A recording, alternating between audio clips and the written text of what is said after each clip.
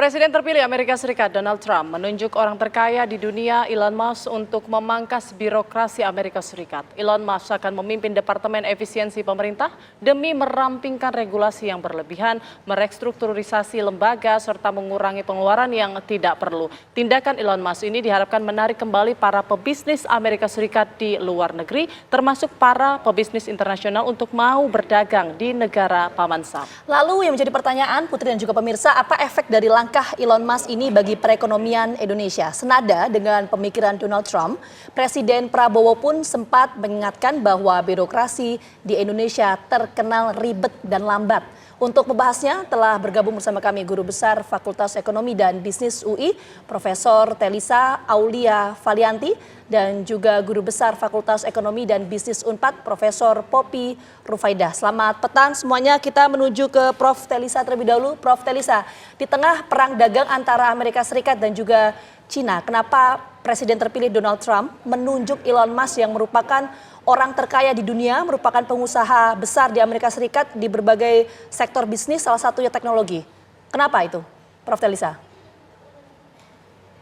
Ya, karena memang selain perang dagang kan Amerika dengan China itu kalau kita lihat kan perang teknologi. Jadi tentunya Trump membutuhkan seorang ahli yang sangat prominent di bidang teknologi, dan kita tahu Elon Musk itu tentunya menguasai dari sisi teknologi. Kita tahu bahwa dia sebagai CEO Tesla, kemudian sebagai di SpaceX itu kan teknologi-teknologi masa depan. Nah, tentu tema perang teknologi dengan China ini ke depan akan semakin kuat ya. Nah, oleh karena itu dia butuh pendamping dari sisi yang memiliki kekuatan di sisi teknologi, itu yang pertama. Yang kedua, kita tahu bersama bahwa memang Elon Musk ini kan memberikan banyak dana untuk kampanye dan banyak jasa kepada Trump dalam kemenangannya karena menguasai platform-platform teknologi. Jadi bagaimana menciptakan image, menciptakan brand dan lain sebagainya itu sangat dibantu dari media sosial, dan kita tahu Elon Musk ini menguasai media sosial. Nah, karena jasanya yang besar tentunya Presiden Trump ingin memberikan penghargaan ya kepada Elon Musk untuk terus membantu juga seperti itu. Itu dua hal, karena ya pastinya berjasa, dan yang kedua memang tema teknologi ini sangat sesuai karena kalau kita lihat dulu kita bandingkan dengan pemilu Amerika tahun 2016 ya, waktu Trump pertama terpilih. Nah, kepala eksekutifnya atau kepala kampanyenya yang juga cukup sangat prominent waktu itu bankers waktu itu ya. Nah, sekarang dia memilih Elon Musk. Jadi dulu mungkin Amerika kan baru keluar dari krisis perbankan dan lain sebagainya, makanya dia membutuhkan seorang bankers di sisinya sebagai penasehat seperti itu. Nah, sekarang karena tema teknologi ini ke depan akan semakin berat persaingannya, dan dengan China juga sangat intens sekali di sisi teknologi, nah dia membutuhkan orang kuat di sisi teknologi. Itu aja sih, itu dua reason yang menurut saya sangat kuat. Tentu ada reason lainnya, tapi dua hal ini sudah cukup menjelaskan ya mengapa Presiden terpilih Trump ini memilih Elon Musk untuk ya itu tadi memimpin efisiensi dan lain sebagainya ya, seperti itu. Oke, baik.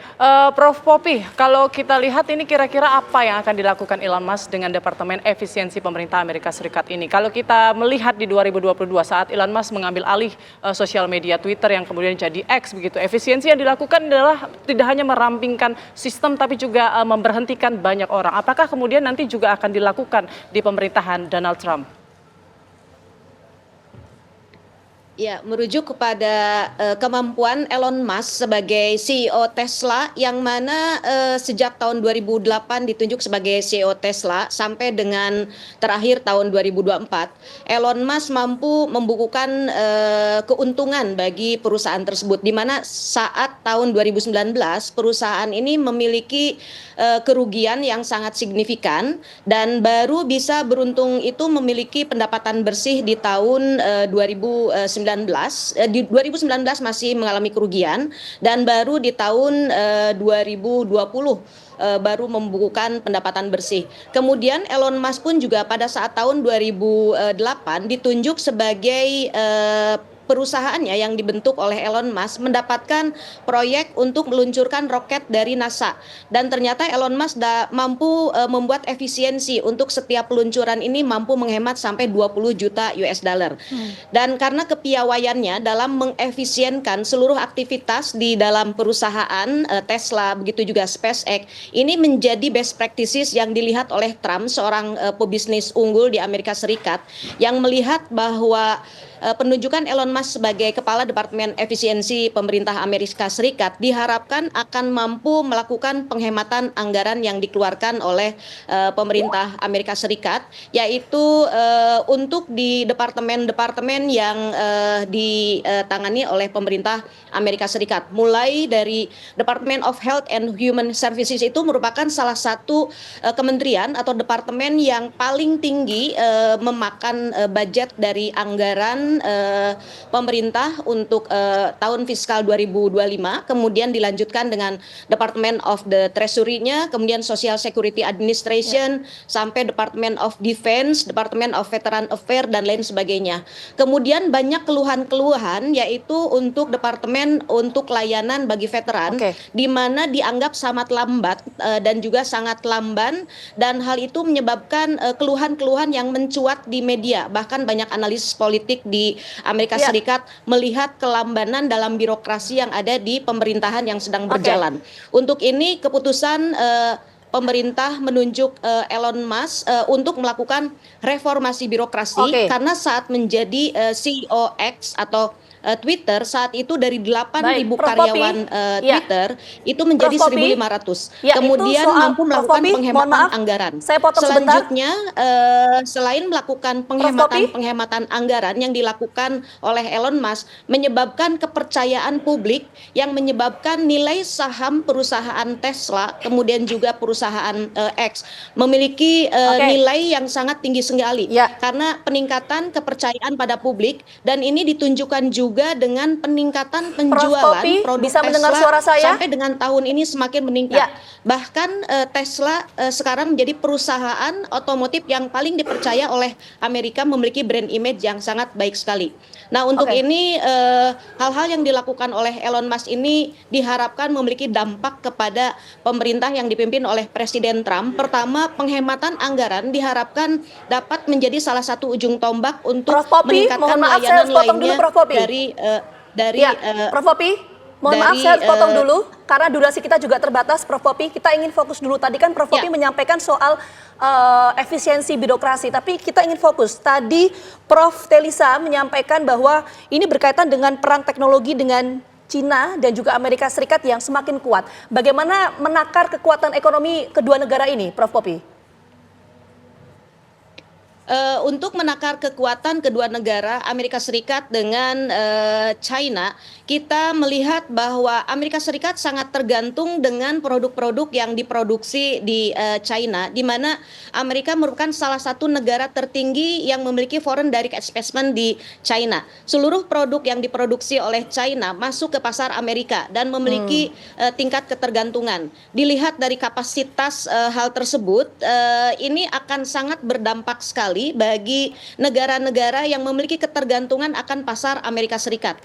Dengan adanya Departemen Efisiensi ini diharapkan pemasukan khususnya untuk pajak untuk pajak yang diterima dari produk-produk yang masuk ke Amerika akan dilakukan oleh Trump seperti saat menjabat sebagai presiden ke-45 tahun 2017 saat itu, di mana dikenakan sampai 10% sampai 20%. Dan ini diprediksi karena Baik, saya mungkin beralih ke Prof. Telisa. Prof. Telisa, kalau kita lihat kan kebijakan proteksionisme ini kemudian kan apakah berdampak signifikan terhadap Indonesia, misalnya seperti penerapan tarif 20% misalnya bagi produk masuk ke Amerika Serikat. Nah, bagaimana nanti kira-kira kondisi kita?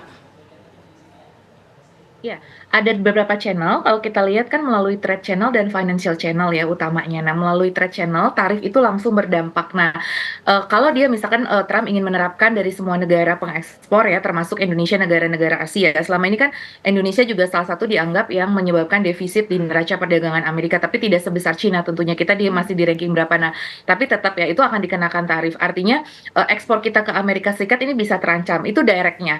Yang indirectnya itu melalui China. Karena kan dia akan menetapkan tarif lebih tinggi lagi, yaitu rencananya 60%. Nah, sedangkan kita banyak mengekspor ke China produk setengah jadi. Nah, yang nanti produk jadinya itu dieksporlah ke US. Nah, kalau ekspor ke US itu berkurang, tentunya ekspor Indonesia ke China bisa berkurang. Jadi kita harus agak waspada, bersiap-siap. Neraca dagang kita yang selama ini 53 bulan atau 54 bulan itu surplus berturut-turut, ini ada ancaman. Dengan terpilihnya Trump ini, takutnya neraca dagang kita jadi tadi ya surplusnya menipis, semakin tipis gitu karena adanya perang dagang ini. Jadi itu yang perlu kita waspadai, itu melalui trade channel. Yang kedua, melalui financial channel, itu sebetulnya dengan adanya penguatan ekonomi Amerika kan memang Trump ingin ekonominya itu selalu menguat ya, domestic ekonomi, greenback dolar, dolar kembali dan dolar menguat ke Amerika. Jadi semua investasi diharapkan kembali ke Amerika. Nah, kuatnya ekonomi Amerika itu tidak begitu baik dampaknya di pasar keuangan. Biasanya pasar keuangan kita tuh akan bullish kalau Amerika tidak terlalu baik seperti itu karena biasanya dia akan quantitative easing, terus kemudian bunga jadi tertahan ya. Nanti kan arah kebijakan Amerika juga kalau misalkan Amerika itu dampak tarif itu inflasi menjadi tinggi, bunga itu tidak bisa turun seperti yang kita harapkan bunga The Fed dan artinya nanti ke perekonomian Indonesia, bunga Indonesia juga mungkin bisa turunnya itu tidak secepat yang kita harapkan. Nah, padahal kita lagi butuh banget sekarang penurunan suku bunga itu untuk mendorong aktivitas ekonomi. Jadi ini akan berdampak di dua sisi, di sektor ekspornya, di neraca dagang kita yang nanti bisa semakin tipis, kemudian di sektor keuangannya, capital inflow ini kita menjadi ada challenge di situ. Jadi itu yang dua hal yang perlu kita waspadai ya, dampak kebijakan Trump ini kepada perekonomian Indonesia. Oke, Prof. Telisa, nanti kita akan coba dalami lagi mengenai dampak terhadap Indonesia, tapi kita jeda dulu. Kami kembali hadir saat lagi untuk Anda. Tetap bersama kami. Oke, kita langsung menuju ke Prof. Telisa. Prof. Telisa, sebelum kita bicara lebih lanjut soal dampaknya ke Indonesia, saya ingin dalami dulu, tadi ada hal yang belum tergali. Kan Prof. Telisa menyampaikan dengan ditunjuknya Elon Musk masuk ke jajaran kabinet dari Donald Trump, ini perang teknologi dengan Cina akan semakin kuat. Apakah artinya Donald Trump ini menggunakan Elon Musk untuk kemudian memerangi kekuatan Cina? Bisa diartikan seperti itu nggak, Prof. Telisa? Ya, secara tidak langsung begitu ya, walaupun tentu lebih complicated lagi secara diplomasinya, tetapi setidaknya bahwa untuk istilahnya itu memberikan credibility signaling ya. Jadi bahwa di dalam perang ini kan biasanya kan ada namanya perang kan pasti ada signaling nih bahwa kita ada signal yang kuat bahwa kita punya nih orang-orang hebat di balik kita dan udah terbukti Elon Musk itu adalah pemimpin, tadi disampaikan Prof. Popi juga, CEO teknologi yang terbesar di dunia dengan valuasi yang terbesar di dunia tentunya.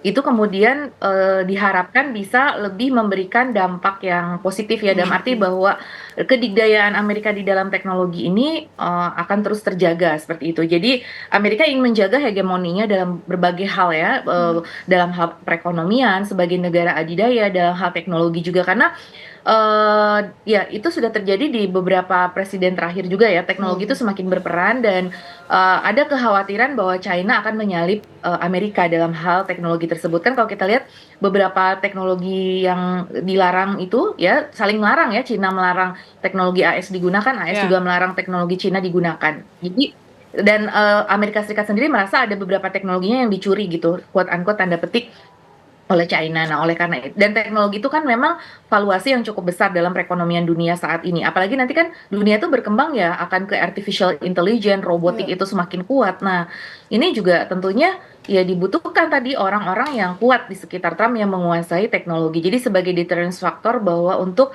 ya bahwa kita unggul loh dalam persaingan ini walaupun belum berperang, ya istilahnya perangnya akan semakin memanas begitu. Nah, tapi sebelum perang dimulai semakin memanas itu sudah diberikan credibility signaling, ini loh ada orang yang di samping saya yang memang ahli di bidang teknologi seperti itu. Oke, baik, saya ke Prof. Popi. Prof. Popi, jika memang perang dagang antara kedua negara ini kemudian memanas dan Cina kemudian membalas perang dagang tersebut. Nah, bagaimana dengan kondisi pertumbuhan ekonomi di Indonesia? Apakah nanti akan tertekan? Apakah bisa nantinya mencapai target ekonomi pertumbuhan ekonomi 8%? Ya, sehubungan dengan situasi yang saat ini dinanti-nanti oleh hampir semua negara, situasi perekonomian dikaitkan dengan Indonesia. Ini tergantung dari leadership yang saat ini menjadi uji coba Kabinet Merah Putih yang dipimpin oleh Presiden Prabowo, di mana banyak gebrakan-gebrakan yang sudah dicanangkan, namun kita melihat sampai sejauh mana kekompakan kabinet yang ada di Kabinet Merah Putih dalam mencapai apa yang sudah dicanangkan, terlebih dengan jumlah kementerian yang dipisahkan menjadi jumlah yang besar, dibutuhkan satu koordinasi bersama. Surat keputusan bersama yang dikeluarkan oleh berbagai kementerian harus mendukung apa yang menjadi keinginan dari pemerintahan yang ada. Tentunya prediksi-prediksi yang sudah dikaji pertumbuhan untuk ekonomi yang ada di dalam negeri ini terkait dari kemampuan dari pemerintahan yang ada saat ini dalam rangka untuk mencari sumber-sumber pendapatan yang dapat dilakukan oleh Indonesia. Dengan adanya Trump harus berhati-hati karena Indonesia merupakan negara yang sangat mengandalkan ekspor yang masuk ke Amerika Serikat dengan jumlah yang kedua terbesar pendapatan Indonesia. Bila pemerintah Indonesia tidak mampu melakukan lobby-lobby dan juga diplomasi ekonomi terhadap pemerintah Amerika Serikat, dikhawatirkan akan berdampak terhadap para pengusaha yang sudah memiliki pasar di Amerika Serikat.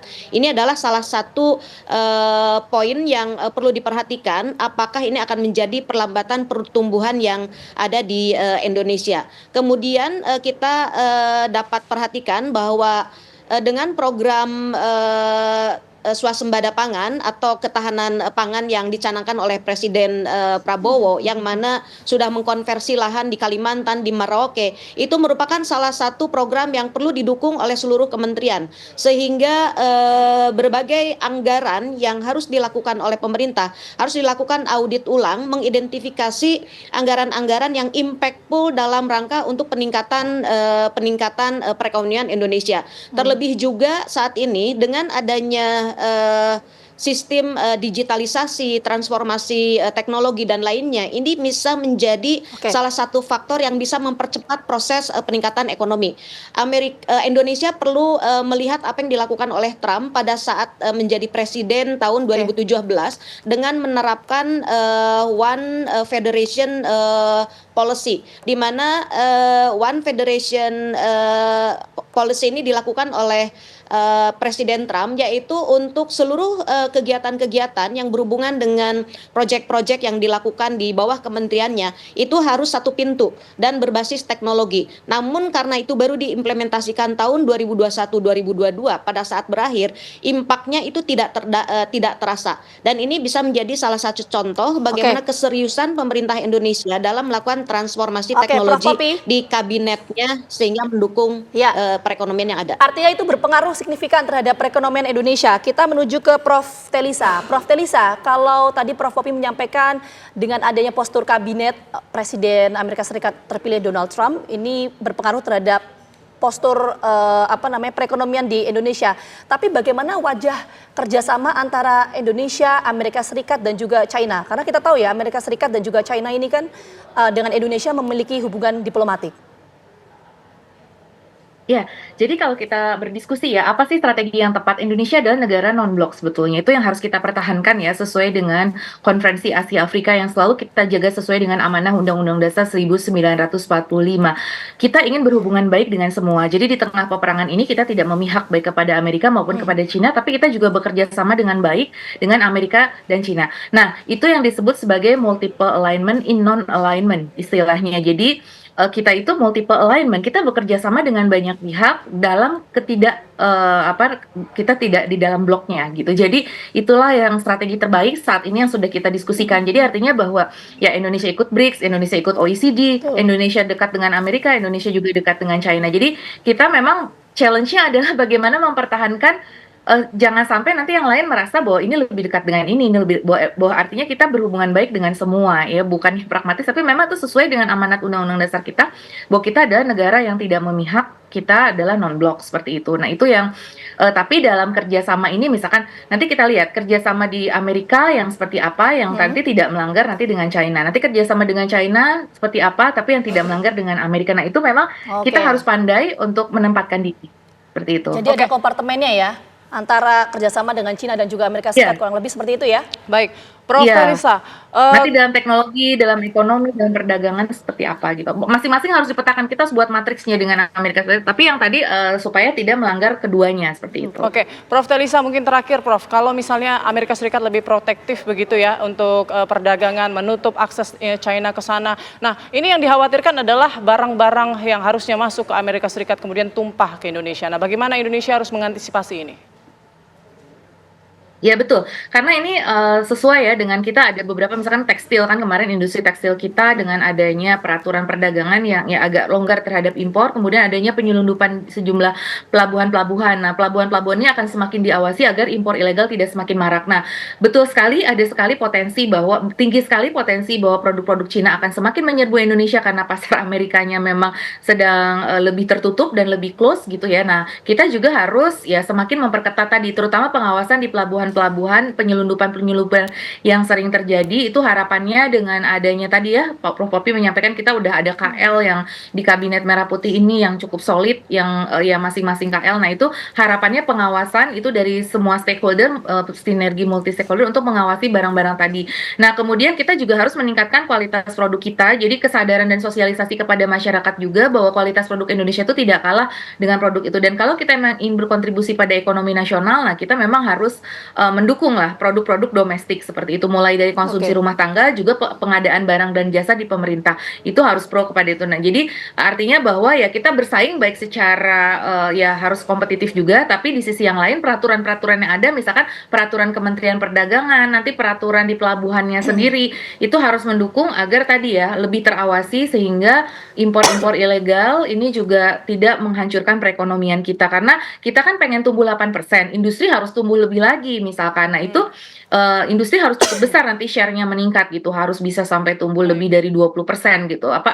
Maaf share-nya itu lebih tinggi dari 20% gitu. Yang sekarang 19% nanti harus jadi 25 untuk mencapai misalkan target yang pertumbuhan ekonomi 8%. Industri harus maju. Nah, industri kita mau maju tapi kalau ada banyak barang impor ya sulit juga kan. Jadi makanya bagaimana preferensi masyarakat kepada produk-produk domestik. itu Nah, kita tadi ya biasanya soal kalah di perang harga dagang karena kita tahu antara produk China itu harganya murah. Nah, ini jadi suatu tantangan kita harus memperbaiki efisiensi Oke, biaya baik di Prof. Indonesia. Telisa itu seperti tadi ya dampak dari perang dagang antara Cina dan juga Amerika Serikat. Sekali lagi terima kasih banyak Prof. Telisa dan juga Prof. Popi atas waktunya sudah bergabung bersama kami di Kabar Petang. Sehat selalu. Ya.